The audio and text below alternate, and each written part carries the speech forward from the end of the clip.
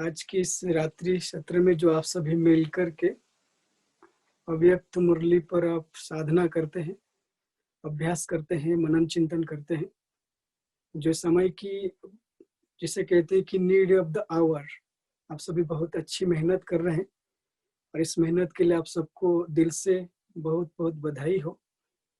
और खास मधुबन हेडक्वार्टर से इस सुंदर जो अभ्यास आप सब में कर रहे हैं और इसमें सफलता और इस पुरुष में आप सभी बाबा की तरफ से अमर भाव का वरदान प्राप्त करें।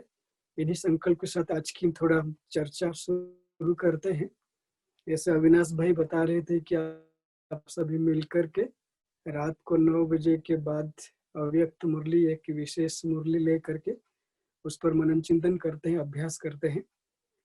और जैसे मैं सुना आज की बात हुआ कि आज आप सबसे मिलेंगे, तो मुझे एक बात याद आ रहा था कि इस आत्मा को बहुत कम समय में सौभाग्य प्राप्त हुआ।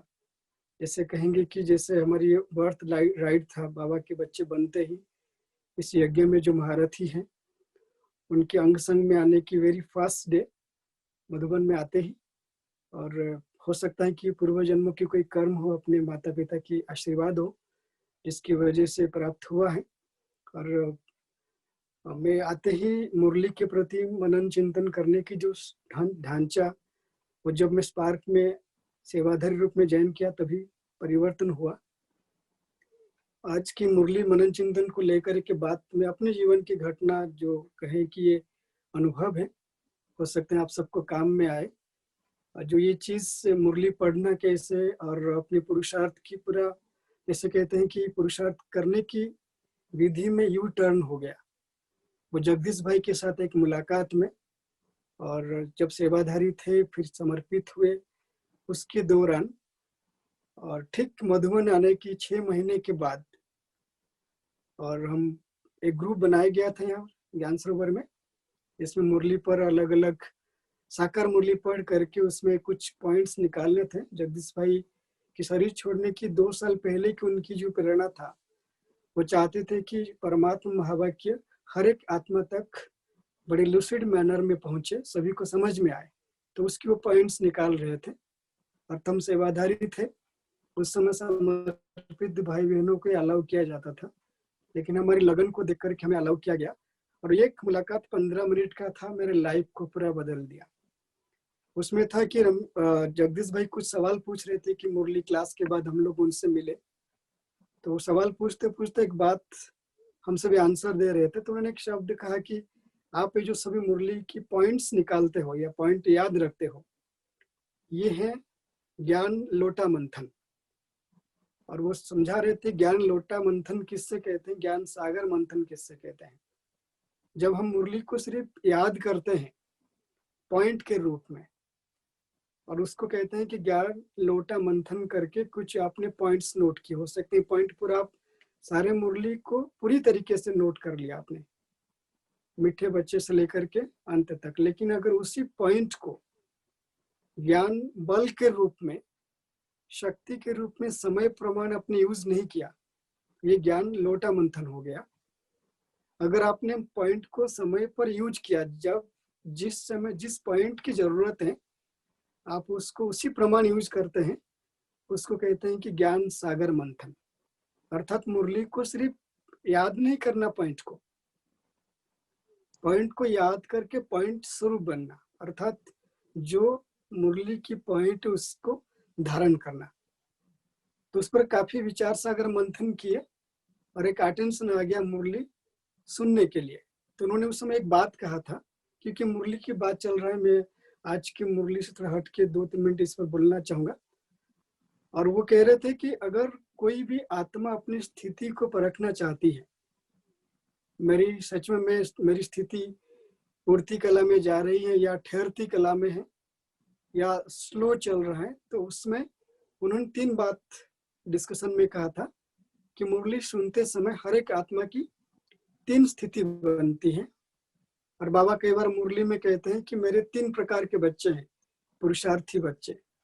एक महारथी है, दूसरे बच्चे घोड़े सवार, और तीसरे बच्चे जो हैं वो हैं प्यादे। तो ये जो स्थिति हमारी बनती है पुरुषार्थ के रूप में, बाबा के 3 प्रकार के बच्चे हैं, महारथी, घोड़े सवार और प्यादे। ये मुरली सुनते समय और मुरली याद करते समय और साथ साथ मुरली को पुरुषार्थ जीवन में उपयोग करते समय, ये 3 स्थिति बनती है। बाबा हमें अपने पुरुषार्थी बच्चों की 3 कैटेगरी बताते हैं। उस समय कहा करते थे, जब मुरली सुनते हैं, मुरली सुनते समय आपकी जो स्थिति बनती है वो सुनते समय, उसके बाद की बात आप जितना सुन पाएंगे आपकी स्थिति उसी आधार पर बनेगी। अगर आप मुरली सुन रहे हो तो आपकी बिल्कुल आप दिल से सुनते हो और बुद्धि इधर उधर नहीं जा रही है, तो वो समय मुरली सुनते समय आपकी हर स्थिति डिसाइड हो जाता है आप क्या बनने वाले हैं। और दूसरी स्थिति मुरली सुनने के बाद जब आप योग लगाते हैं बाबा के साथ, और योग लगाते समय वो डिसाइड होता है कि आप आगे क्या बनने वाले हैं। क्योंकि आज की मुरली जिस पर हम डिस्कशन करने वाले हैं, ये पूरा मुरली एवर रेडी के ऊपर है, अचानक एवर रेडी की पाठ को लेकर के। कहा जाए कि ये मुरली एक तरीके से सार है। हम बाबा के बच्चे बने, बाबा के बच्चे बनने के बाद हम जिस लक्ष्य से बाबा के बच्चे बने, इसको लेके आगे बढ़ना है, वो है हमारी संपन्न स्टेज, संपूर्ण स्टेज। इस मुरली बाबा ने अच्छी तरीके से एक्सप्लेन किया है, चाहे वो 16 कला संपूर्ण की बात कहे, सर्वगुण संपन्न, संपूर्ण निर्विकारी, मर्यादा पुरुषोत्तम, डबल अहिंसक, ये हमारे ब्राह्मण जीवन के लक्ष्य है। और इसी के आधार पर हम आगे बढ़ते हैं और ये स्थिति प्राप्त होती है मुरली के आधार पर। और मुरली श्रेष्ठ पद का आधार एक डेट भी है, आप चाहो तो बाद में कभी पढ़ लेना। ये है 7/12/1983 की मुरली है, जिस मुरली की टाइटल ही है श्रेष्ठ पद का आधार मुरली। उसमें बाबा क्लियरली बताया है कि हमें मुरली कैसे सुनना है। मुरली में ही सब कुछ डिसाइड हो जाता है, हम क्या बनने वाला है, हमारी स्थिति क्या बनेगी, हम किस प्रकार की तपस्या मूर्त आत्मा है। तो जैसे आज की मुरली की बात करेंगे, तो आज की मुरली में बाबा जो डेट हमें दिया गया था, ये 24/6/1972 की मुरली है। इस मुरली में बाबा ने विशेष करके मेरी नजर में जो बात किया है, वो 5 बात पर अटेंशन दिलवाया है इस मुरली में।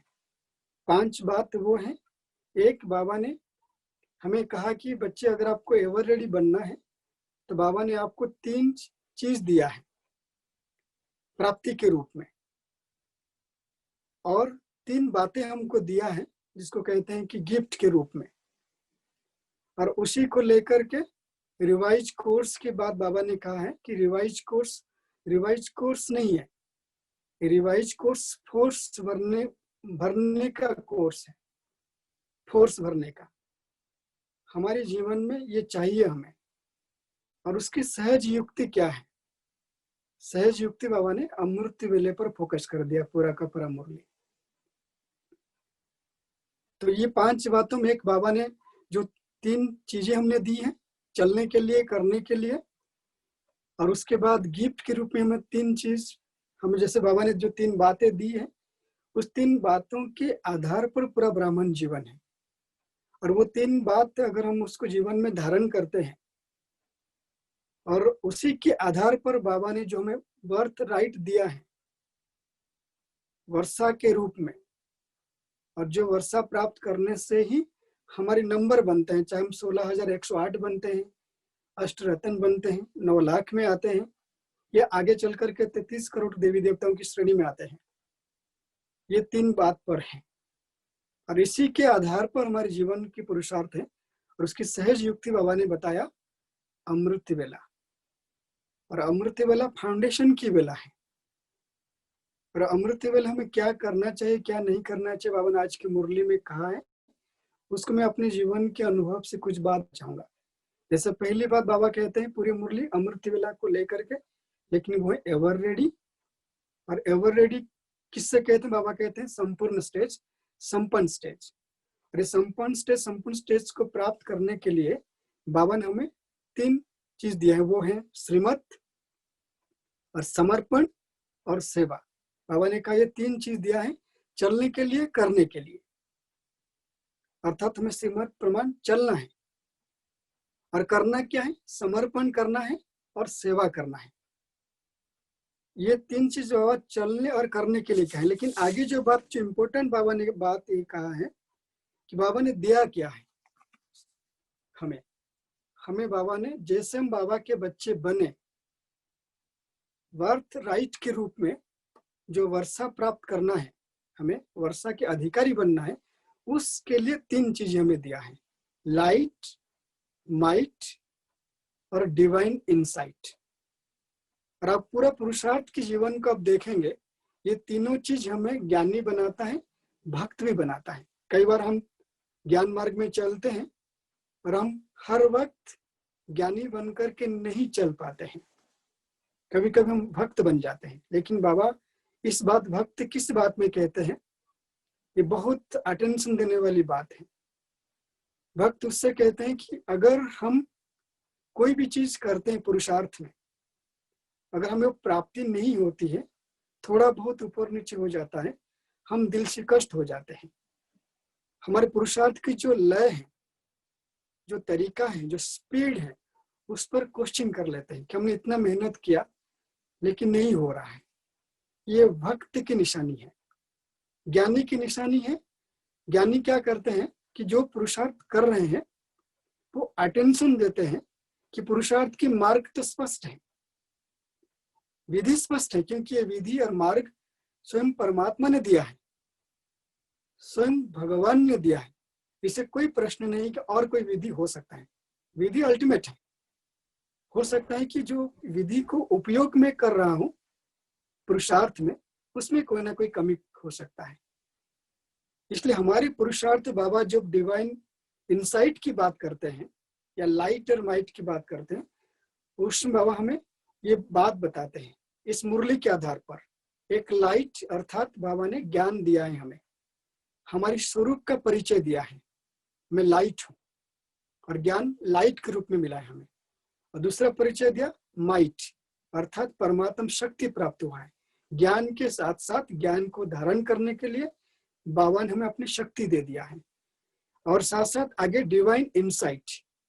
3 बात बाबा ने डिवाइन इंसाइट में कहते हैं कि मैं आपको अतीत अर्थात जो बीत गया, वर्तमान और भविष्य, ये तीनों का ज्ञान दिया हूं। इस जन्म में भी अतीत में हम क्या थे अर्थात पास्ट क्या हुआ, प्रेजेंट में क्या करना है, और आगे हम क्या बनेंगे, उसके साथ साथ जन्मों का परिचय दिया है। हम क्या थे, अभी क्या बन रहे हैं, और आगे हम क्या बनेंगे। ये डिवाइन इंसाइट है। इसी मुरली में बाबा ने डिवाइन इंसाइट को बात करते हुए कहा कि डिवाइन इंसाइट में ही माया का वार होती है। माया विघन डालती है, और माया विघन डालती है 2 रूप में, एक गैस, जिसको गैस की बात बाबा कहता है, और धूल के रूप में, जिस बाबा ने एग्जाम्पल दिया है। जैसे गवर्नमेंट के समय में अगर कोई बहुत ज्यादा प्रॉब्लम होता है तो गवर्नमेंट उस भीड़ में उस हिंसा को रोकने के लिए गैस छोड़ता है, और गैस आसमान में चला जाता है, और जैसे हवा में चली जाती है तो फिर वो आंखों में आंसू ले आता है, और पता नहीं चलता आंखों में आंसू कहाँ से आ गया। यहाँ जो आंख की बात बाबा कर रहा है, आंख दिव्य नेत्र की बात करता है, ज्ञान नेत्र की बात करता है। हमें चेक करना है दिन भर में माया की कौन सी गैस है और कौन सी धूल है। और इससे कनेक्टेड कई मुरली है। बाबा ये गैस और धूल की बात, इसमें तो उतना सिर्फ अटेंशन देने की बात कहा है कि आपको चेक करना है कि कौन सी गैस और धूल है। और गैस धूल बाबा पूरे मुरली के सार बताते हैं, वो है व्यर्थ और नेगेटिव। और व्यर्थ और नेगेटिव को अगर और एलाबोरेट करेंगे, उसमें मुख्य रूप में परमत, परचिंतन, परदर्शन, ये 3 चीज आ जाती है।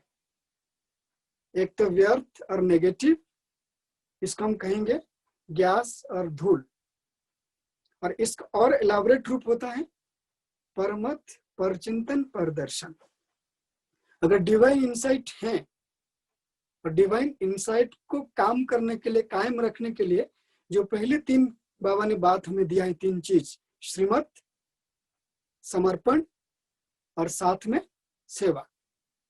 अगर हम समर्पित बुद्धि बन जाते हैं और श्रीमत पर चलते हैं, और श्रीमत कैसे चलेंगे? श्रीमत समय प्रमाण श्रीमत पर चलते हैं तो हमारे जो डिवाइन इंसाइट पर माया की आक्रमण होता है, यास के रूप में या तो धूल के रूप में, हम अपने आप को प्रोटेक्ट कर सकते हैं। अटेंशन देने वाली बात है पूरे ब्राह्मण जीवन में यही है, व्यर्थ नेगेटिव। और व्यर्थ नेगेटिव का एलाबोरेट रूप है परमत, परदर्शन, परचिंतन। ये अटेंशन इसी पर देना है हमें। जैसे मैंने शुरू में कहा था कि अगर हम पुरुषार्थ को तीव्र बनाना चाहते हैं, और बाबा हमें कहते हैं मेरे सपूत बच्चे हैं तो महारथी बच्चे हैं, घोड़े सवार नहीं है या प्यादे नहीं है। महारथी का अर्थ होता है कि हमेशा उड़ती कला में रहने वाला। घोड़े सवार का अर्थ है कभी तीव्र तो कभी धीमा।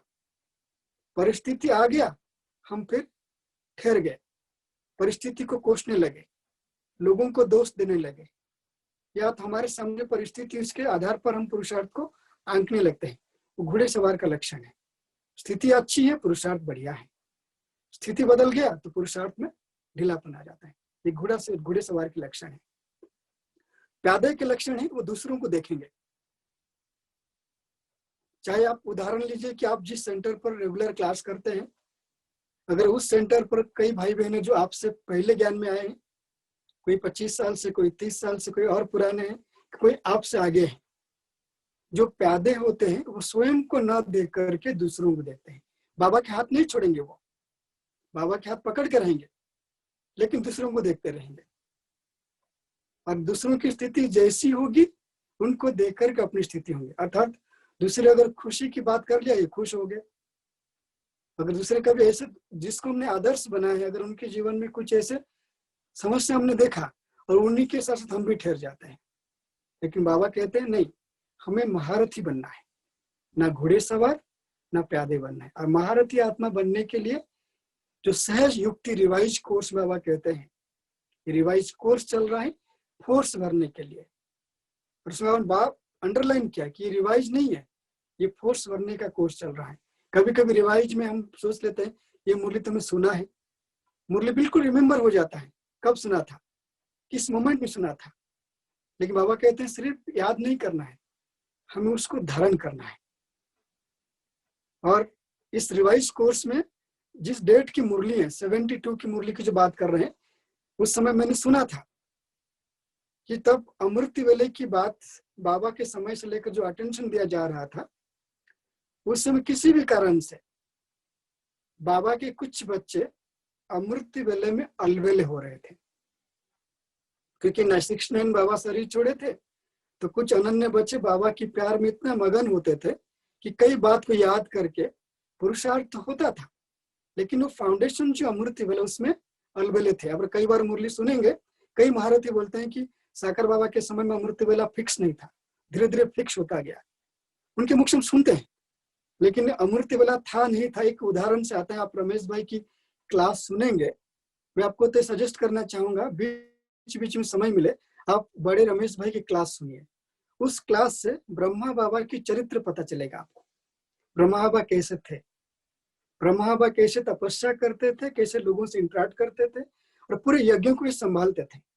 तो रमेश भाई के जीवन से एक घटना आता है याद कि उस समय दिल्ली में ही प्रगति मैदान पर कुछ था, सेरेमनी प्रदर्शन रखना था। तो बाबा, उषाबेन, रमेश भाई माउंट आबू से यात्रा कर रहे थे दिल्ली की तरफ, और अचानक अमृत वेले रात को 2 बजे रमेश भाई की आंख खुल जाता है, तो वो देखते हैं कि बाबा बैठे हुए हैं।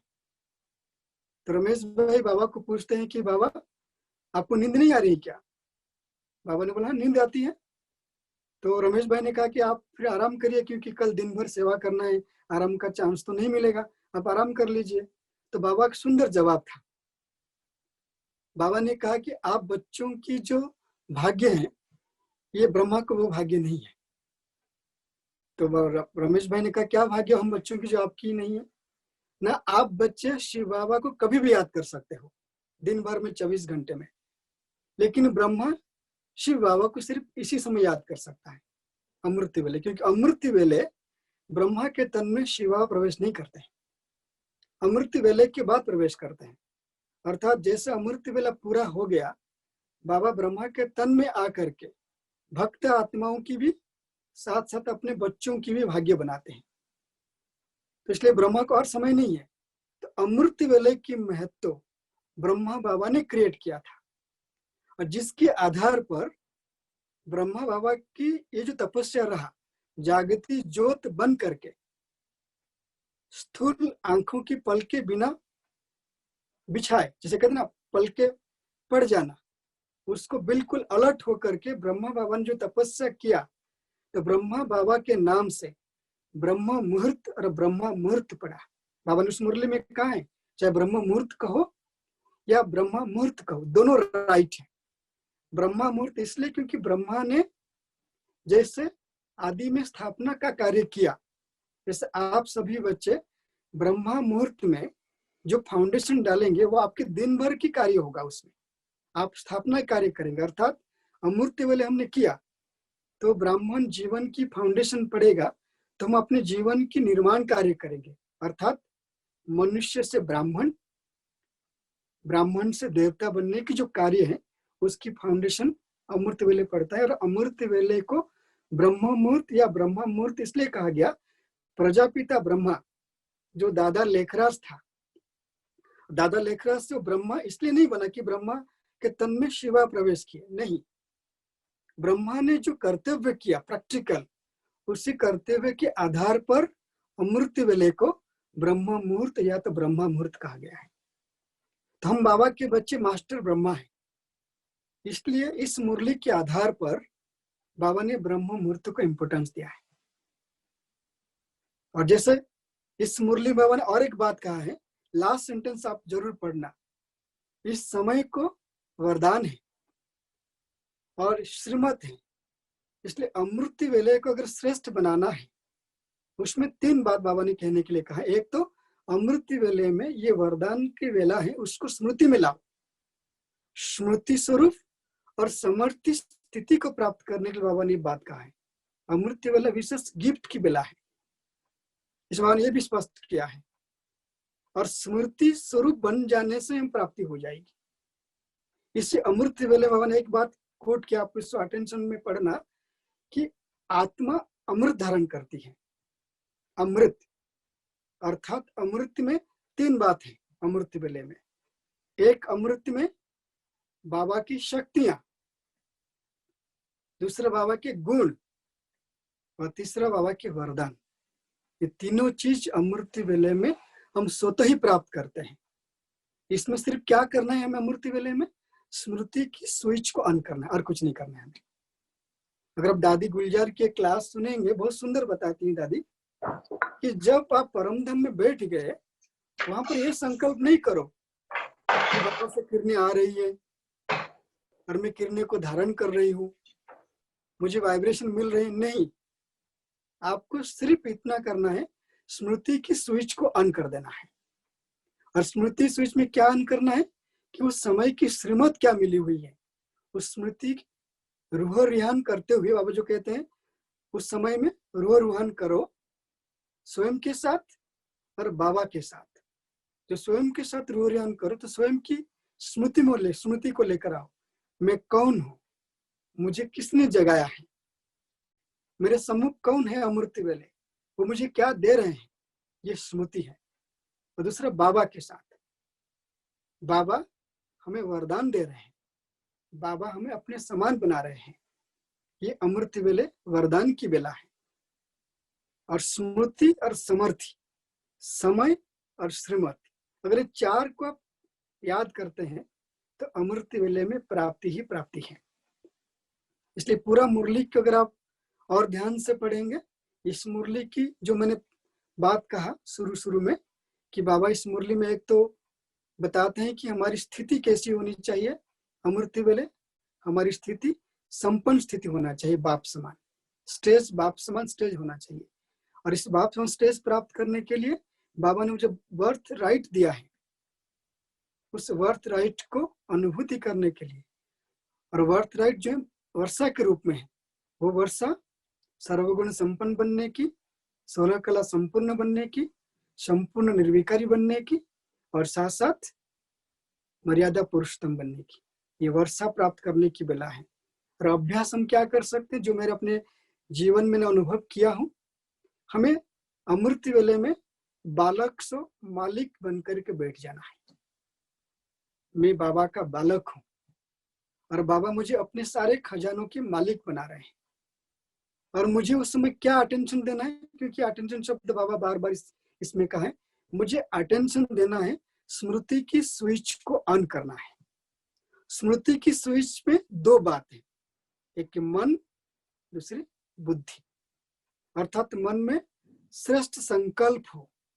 श्रेष्ठ संकल्प बाबा ने क्या श्रीमत दिया है, बाबा का रूप क्या इस समय, बाबा हमें क्या देते हैं, ये संकल्प। और बुद्धि में स्पष्ट हो कि भोलेनाथ बाबा मुझे भरपूर कर रहे हैं, और इतने अटेंशन दे और अपनी आंखें को खुला रखे। इसलिए अमृत वेले में हमें 3 गुण धारण करने हैं, जो बाबा के जीवन से आता है, ब्रह्मा बाबा के जीवन से। एक लगन, अर्थात अमृत वेले में लगन की अग्नि को जलाए रखे, उमंग उत्साह में कभी कमी ना करे। और दूसरा दृढ़ता, अर्थात संकल्प कर अपने आप से, कुछ भी हो जाए अमृत वेला मुझे मिस नहीं करना है। और तीसरा आत्मसंयम। आत्मसंयम में 2 बात आती है। एक है आत्मसंयम, जो रात्रि को सोते समय हमें क्या करना है, बाबा ने मुरली में कहा है, और मैं एक सेंटेंस में कहना चाहूंगा, बाबा ने मुरली में कहा है, अगर अमृत वेले को श्रेष्ठ बनाना चाहते हो, रात को सोते समय जिस घर में आप सोएंगे, उस सोने की कक्ष में आप कोई भी लौकिक बातें नहीं करना है, कम से कम सोने की पौने घंटे से पहले। अगर आपको कोई भी लौकिक बात करना है, उस कमरे में नहीं करना है जिस कमरे में आप सोएंगे, और सोने से पहले अपने दिनचर्या को समर्पित करके सोना। ये श्रीमत है, बाबा ने कहा है, श्रीमत और समर्पण।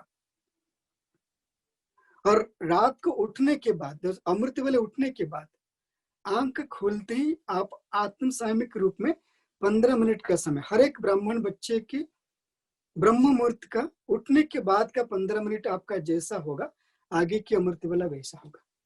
इसलिए बाबा कहते हैं अमृत वेले उठने के बाद आंख खुलते ही क्या क्या स्मृति में लाएंगे, उसकी भी मुरली है। 31/12/1970 की मुरली पढ़ लीजिए, बाबा ने कहा है उसमें क्या करना है।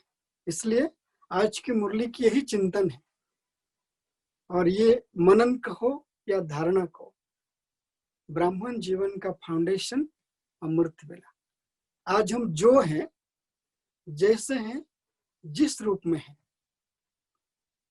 वो सिर्फ हमारी अमृत वेले के ऊपर है। हम जितना इम्पोर्टेंट दिया है, जितना महत्व दिया ब्राह्मण जीवन में अमृत वेले को, उसी महत्व के आधार पर आज हमारा जीवन है।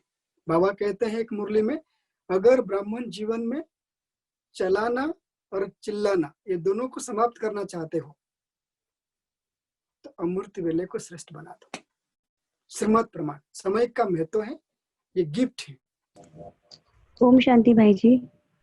शांति भाई जी, आपने कहा अमृत वेले बाप समान संपन्न स्थिति में बैठना है, तो मुझे कैसे पता चलेगा कि मैं बाप समान संपन्न स्थिति में हूँ? चेकिंग क्या है उसकी? मैंने ये कहा था कि बाप समान संपन्न बनना है जी, और ये स्थिति को हमें प्राप्त करना है। सिर्फ एक चीज हमें करना है अमृत वेले में, समर्पण हो जाना है। और अमृत वेले 2 चीज पर अटेंशन देना है। कभी ये सवाल नहीं करना है कि अमृत वेले मेरा योग लग रहा है नहीं लग रहा है, हम सभी के मन में आता है। और अमृत वेले में एक मुरली बाबा ने कहा, अमृत वेला बाबा खुद हमें याद की यात्रा पर ले जाते हैं। अमृत वेले याद रखना हमेशा, एक मुरली में बाबा आते हैं, आप बच्चों को जगाते हैं, भक्त आत्माएं देवताओं को जगाते हैं घंटी बजा करके, उस मुरली में कहा है बाबा ने। लेकिन आप बच्चों को मैं आकर के खुद जगाता हूँ। जब स्वयं भगवान ने जगा दिया, तो हमें क्या करना है, हमें सिर्फ एक चीज करना है। ये बड़ा स्थूल बात है और इसको हमेशा इग्नोर करते हैं हम। श्रेष्ठ स्थिति के चक्कर में आकर के या बड़े बड़े क्लासेस सुन करके, गहन बात सुन करके, जो मुख्य बात पर करना है, जो ब्रह्मा हवा करते थे, हमें अमृत वेले में स्थूल नेत्रों को जगना है, संभालना है, अर्थात आंखें बंद नहीं करना है। अगर आपकी बुद्धि में और कई बात चल पड़े, या तो मन में और कई प्रकार के संकल्प आए, पिछले दिन में जो हुआ है, या आप थोड़ा सा अमृत वेला आप टारगेट किया था 3:30 बजे उठने के लिए, 4 बजे उठ के आधा घंटा लेट हो गया, ये सबको एक बाजू में रख दो, स्मृति की स्विच ऑन करो, मुझे जगाया किसने? स्वयं बाबा ने। और स्वयं बाबा मुझे याद की यात्रा पर ले जाएंगे। बाबा कहते हैं मुरली में कि मैं आपको लेके चलता हूँ परम धाम मेरे साथ, और मैं भरपूर करता हूँ। आपको इतना काम करना है, स्मृति की स्विच को ऑन करना है, अर्थात मन में श्रेष्ठ संकल्प, बुद्धि में बाबा के रूप, बाबा के गुण, बाबा के कर्तव्य की स्मृति, और तीसरी बात अटेंशन। आप अमृत वेला ठीक कर रहे हैं नहीं कर रहे हैं, उसके आधार है समर्पित बुद्धि। समर्पण हो जाइए बस। बुद्धि में जितनी कम देहभान, देह से संबंधित संकल्प चलेंगे, आप उतनी बाप समान स्थिति में स्थित हो। बस इसके अवॉइड, इसका अंतर कम जितना होगा आप उतने स्थित होते जाएंगे। और एक दिन में नहीं होता है, ये कंटिन्यूस प्रोसेस है। आप जो भी मुझे सुन पा रहे हैं, अगर आप लोग अमृत वेला योग करते हैं, आज के बाद एक नोट कर लीजिए, अमृत वेला प्राप्ति कौन कराता है? बाबा कराता है। अमृत वेला बाबा के हाथ में, बस हम अपनी डोरी बाबा के हाथ में दे देंगे। अगर कुछ भी नहीं कर पाते, बस एक संकल्प करें, बाबा मैं आपकी हूँ, आप मेरे हो, मैं आपकी बालक हूँ, आपके पास जो है वो मेरे लिए है, बस इतने समर्पण। जी समर्पण। जी, थैंक यू भाई जी। ओम शांति। ओम शांति भाई जी। मेरे 2 प्रश्न हैं जी। एक प्रश्न ये है, क्या मैं जब साकाश देती हूँ किसी को, तो मैं साकाश दे के उठते ही बीमार हो जाती हूँ? जी। और दूसरा प्रश्न है, मुझे वो 5 स्वरूप का मैं जब अभ्यास करती हूँ तो मुझे अनुभव नहीं होता, मुझे वो सतयुग का देवी देवता का वो अनुभव नहीं होता, फीलिंग नहीं आती है। जी, एक तो प्रश्न आपकी है, जब सकाश देते हैं, हाँ मैं बीमार हो जाती हूँ। सकाश के बाद आप बीमार होते हैं, आपको कमजोर लगता है? बीमार होना अलग, कमजोर होना अलग बात है। हाँ, वो कमजोरी भी आती है, और फिर उसके बाद ना मेरी स्थिति बहुत बिगड़ जाती है। जी,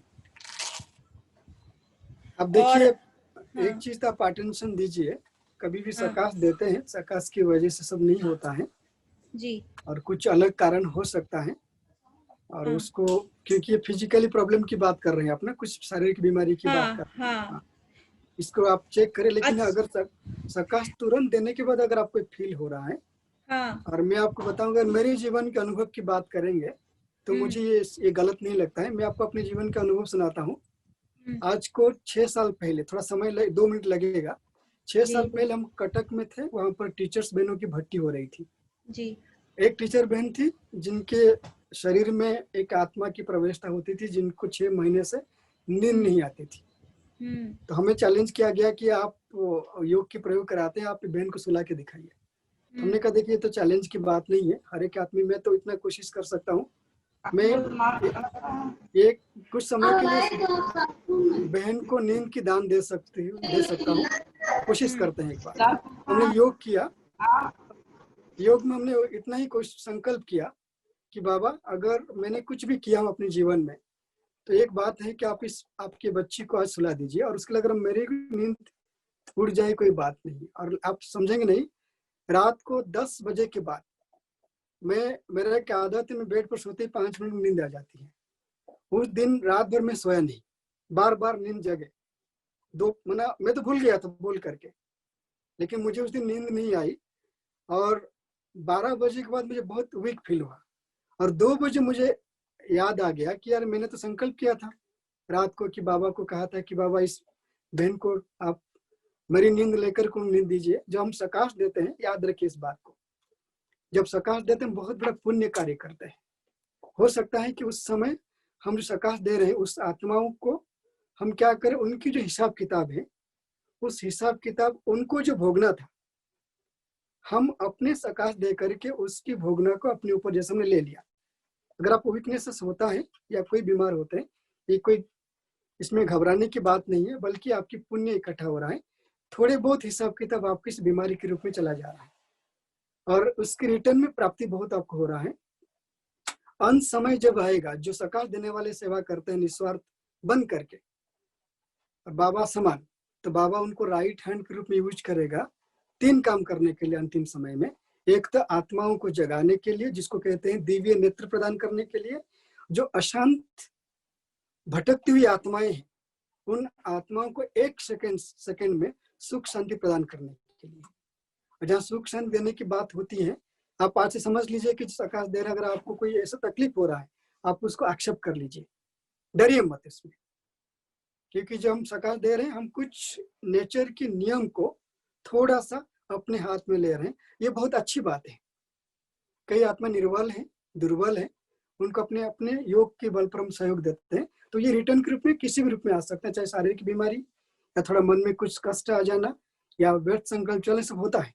ये सकाश के साइड इफेक्ट है, उसमें घबराने की बात नहीं, लेकिन प्राप्ति हो रही है इसमें। ठीक है, हेलो। ओम शांति भाई जी। ओम शांति ओम जी। शांति भाई जी। कल अगर जैसे ज्ञान में हम चलते हैं लेकिन घर में हमें कोई एक्सेप्ट नहीं करता, तो उस कंडीशन में क्या किया जाए? घर में तो ये कंडीशन तो कुछ भी नहीं है बहन जी, ये सिंपल सी है। आप 2500 साल से रावण के घर से, उनकी दुकान से इतना सारा सामान लिया है, वो आपको थोड़ी इतनी सहज जाने देंगे।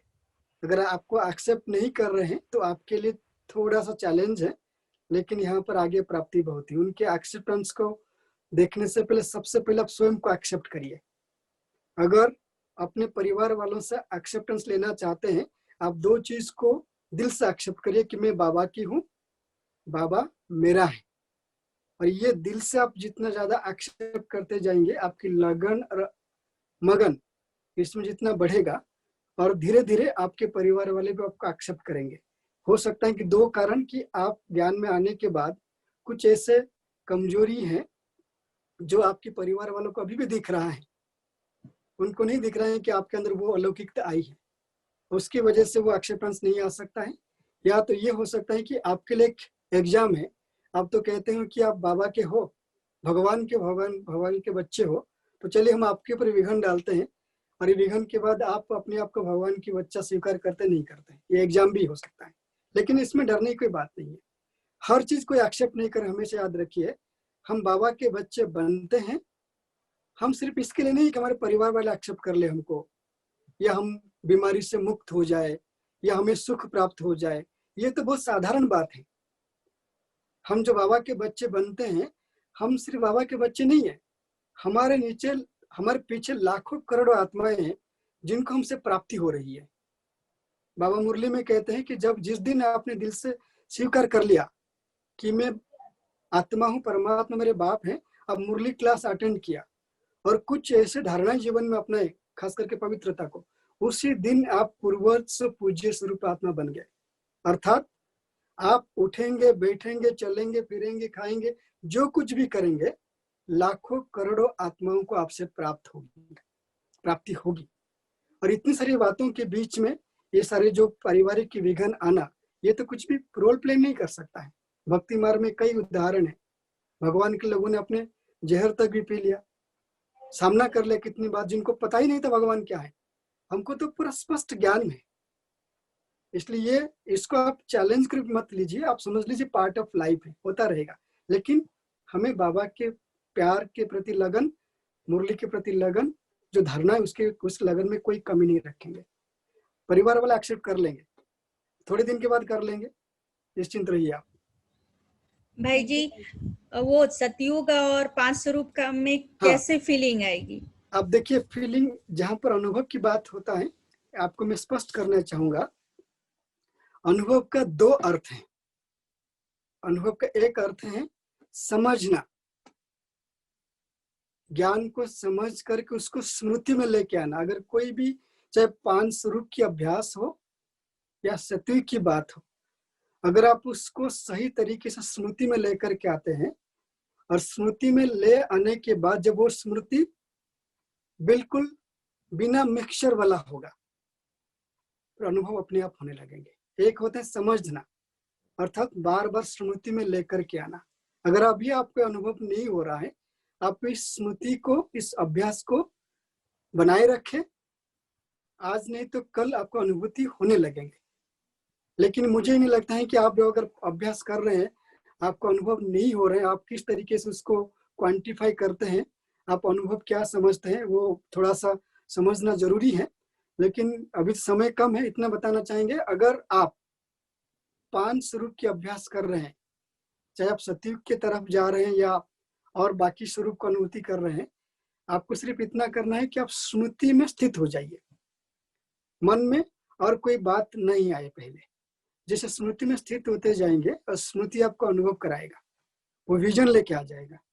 हो सकता है कि अभी जो प्रैक्टिस कर रहे हैं आप, आपके मन में प्रश्न है, हो रहा है नहीं हो रहा है, आप प्रश्न से परे जाकर के अभ्यास करिए। और सतयुग की अनुभूति में सिर्फ 2 बात होती है। जब आपने अनुभव किया, मतलब आप उस स्मृति में लेके आ रहे, में सतयुग में हूँ, विमान में बैठी हूँ, एक सुंदर वातावरण है। जब ये अनुभूति आप ये संकल्प करते हैं या उसकी चित्र देखते हैं, कभी कभी वो समय लेता है और अनुभव होगा जरूर। अगर अभी नहीं हो रहा है, आप उस प्रैक्टिस करते रहिए, हो जाएगा। जो भी प्रैक्टिस करते हैं, सवाल नहीं करिए उसमें। और एक बात आप सबको सुनाना चाहेंगे, जब भी आप योग अभ्यास में बैठते हैं, कभी भी, चाहे 5 स्वरूप के अभ्यास कर रहे हैं, चाहे आप अशरीरपन के अभ्यास कर रहे हैं, परम धाम में बाबा के पास बैठे हैं, उस समय 2 चीज पर बच के रहना है। एक तो मुझे अनुभव हो रहा है या नहीं हो रहा है, ये सवाल। और दूसरी बात है, कभी भी पहले अगर आप किसी का अनुभव सुना है किसी क्लास के द्वारा, उस समय उसके उपयोग में नहीं लेना। आपको इतना करना है कि आप श्रीमद् प्रमाण, बाबा ने कहा, ये समय दिया है, मुझे समय पर बैठना है, मुझे इतना करना है, अपने मन बुद्धि को बाबा के स्वरूप पर, चाहे परम धाम में जिस स्थिति की अनुभूति कर रहे हैं, बार बार अटेंशन देना है, मन बुद्धि को उसी पर एकाग्र करना है, बस। कभी भी योग में अनुभूति को कंपेयर नहीं करना है। और अनुभव योग के समय नहीं होता है, अनुभव जब योग से आप उठ जाते हैं तब होता है। उसकी रिफ्लेक्शंस, अनुभव एक इफेक्ट है। और योग की प्रैक्टिस करते करते आप उसको एनालिसिस करेंगे, ये नहीं हो रहा, वो नहीं हो रहा है, ये गलत है। अनुभव किया, आप नहीं किया, बाबा से लगन जुड़ा नहीं जुड़ा, संबंध जुड़ा नहीं जुड़ा, जब योग से उठ जाएंगे, दिन भर में कार्य में आएंगे, तभी पता चलेगा आपको अनुभव हुआ नहीं हुआ है। योग करते समय हम सिर्फ प्रैक्टिस करते हैं, योग के समय हमको मन बुद्धि की एकाग्रता को अटेंशन देना है। अर्थात मन और बुद्धि में बाबा और मैं आत्मा, अर्थात बाबा के रूप, गुण, कर्तव्य, ये तीनों बात, और मेरा रूप, मेरा गुण, मेरा कर्तव्य, ये तीनों की पूरा अटेंशन, और यही हमें अनुभव की तरफ ले जाएगा। एक बार फिर से ये रिपीट कर दीजिए भाई जी। आपको रिकॉर्डिंग भेज देंगे बहन जी इसकी। ओके। ओम शांति भाई जी, जैसा कि आपने कहा कि हमें स्थूल नेत्र खोल कर बाबा के सामने बैठना चाहिए जब हम बाबा से साकार मिलन करते हैं, लेकिन जब हम मन बुद्धि से परमधाम जाते हैं तो उस समय स्थूल नेत्र में ऐसा फील होता है कि थोड़ा सा बंद हो रहा है, लेकिन बुद्धि से हम स्पष्ट बाबा को परमधाम देखते, तो क्या वास्तविकता है या नहीं, वो बंद नहीं कहते उसको। जब भी आप देखिए, ये बात स्पष्ट करना चाहूंगा, हम जब कोई भी चीज को देखते हैं ना, हमारे देखने की तरीका जो होता है वो संकल्प के आधार पर जो चिंतन चलता है वो होता है। जैसे मान लीजिए कोई ऐसे घटना हो गया जो आश्चर्य वाली है, तो जैसे मन में आश्चर्य का सवाल आ जाता है तो आप कैसे देखते हैं, आंखें बड़े बड़े हो जाती है। या अगर आपने कोई ऐसे गलत काम किया है तो आंखें क्या होते हैं, झुक जाती है। लेकिन अगर आप एक अनुभव की गहराई में जाते हैं तो आपकी आंखें ड्रॉप नहीं होता है, आंखें धीरे धीरे एक अर्ध मुद्रित अवस्था में आंख आ जाता है, वो नेचुरल है, वो आंखें बंद नहीं कहते उसको। जैसे आप अनुभव में रहेंगे तो धीरे धीरे आपकी आंखें स्थिर हो जाएंगी, और स्थिर आंख में क्या होता है, थोड़ा सा आंखें थोड़ा क्लोज होगा, लेकिन आंखें क्लोज नहीं होती उसमें, ये नेचुरल होगा। आप देखिए, जैसे हम बैठते हैं योग में योग में बैठने का पोस्चर का बहुत ज्यादा महत्व है। बाबा का अटेंशन देंगे आप बाबा की स्थिति पर। जब भी आप कोई बाबा की तपस्या वाला फोटो देखिए या तो बाबा बैठे हैं, खा रहे, कुछ भी देखिए, तो बाबा की जो ये पोर्शन है, मतलब गर्दन से लेकर के पीठ तक आप देखेंगे बाबा 90 डिग्री दिखता है बाबा। इवन बाबा अगर पालती मार के बैठा हुआ है, इवन बाबा अगर लेटा हुआ अभी आप देखेंगे, उनकी पूरा शरीर आपको सीधा एकदम सीधा दिखेगा। उसका कारण क्या है? बाबा जब बैठते थे, बाबा 90 डिग्री एंगल में बैठते थे, वो नेचुरल होता था। दुनिया में कहा जाता है अगर आप बैठे बैठे अपने गर्दन को झुका देते हैं नीचे की तरफ, अपने आप आ जाता है, तो ऑटोमेटिक हमारे मन में व्यर्थ संकल्प चलते हैं, ऑटोमेटिक आएंगे। अगर आप बैठे बैठे ऐसे आपकी जो ये गर्दन ऐसे हो जाता है पीछे की तरफ, तो नींद वाले विचार आते हैं, आपको नींद आ जाएगा। इसलिए आप देखेंगे जो झुटका आता है, अदर व्यक्ति पीछे की तरफ चला जाता है, यहाँ पर आगे झुक जाता है, ये नींद वाली है। अगर बाएं की तरफ झुकते रहते हैं, ऐसे ऐसे करके रहेंगे, तो ऑटोमेटिक हमारी बाएं तरफ झुकने की वजह से हमारी बुद्धि में, मन में विकार संबंधित, काम वासना संबंधित विचार ऑटोमेटिक आ जाते हैं, ऑटोमेटिक आएंगे।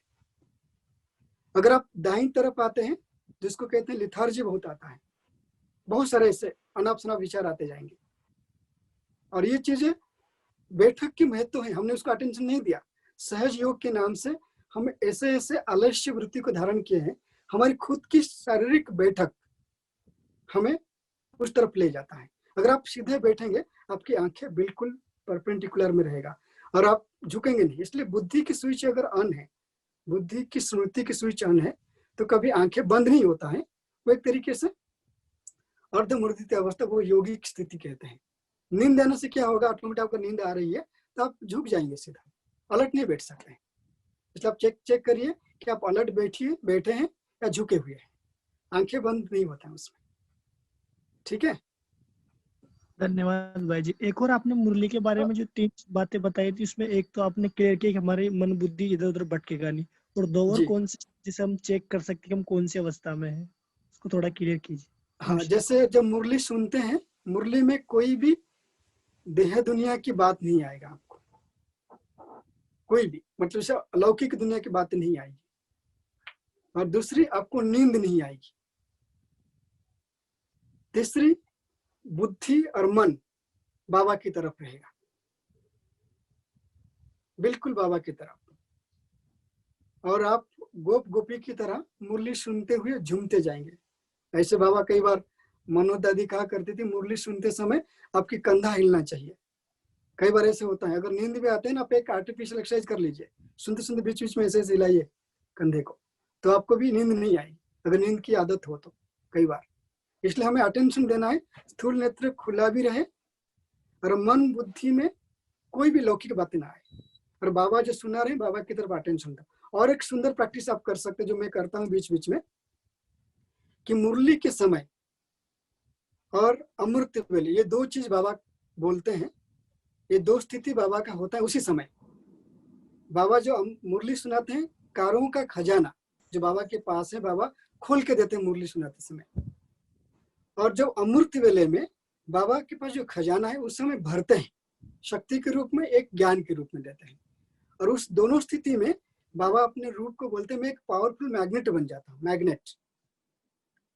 और वो दोनों स्थिति में, अमृत वेले में, अगर आप अमृत वेले में परमधाम में हैं और बीच में आप आंख खुला रखते हैं, तो उस समय बाबा क्या करता है, इरेज प्रोसेस को अपनाता है बाबा। अब हम बाबा के पास बैठे हैं मन बुद्धि से, पर इतना संकल्प करें मैं बाबा के पास हूँ, बाबा मुझे भर रहे हैं, मुझे अमृत पिला रहे हैं, अपनी शक्तियों से भरपूर कर रहे हैं, वरदान से भरपूर कर रहे हैं। तो हम जो सोच रहे हैं, तो उसकी वजह से बाबा हमारी मन बुद्धि में, संस्कार में जो भी नेगेटिविटी जन्म जन्मांतर भरा हुआ है, जो हमें याद नहीं है, 63 जन्मों से भरा हुआ है, वो बाबा उसको इरेज करके फिर हमें भर देता है अमृत वेले में।